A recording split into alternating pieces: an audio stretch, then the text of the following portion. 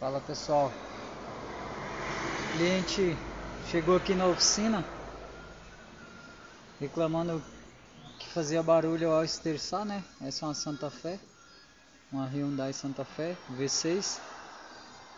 E aí a gente detectou que era na coluna de direção.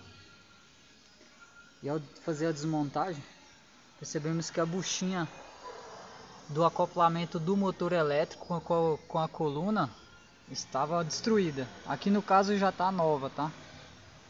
Então fica a dica aí pra vocês aí. É um defeito crônico aí dos Hyundai. Beleza? Valeu!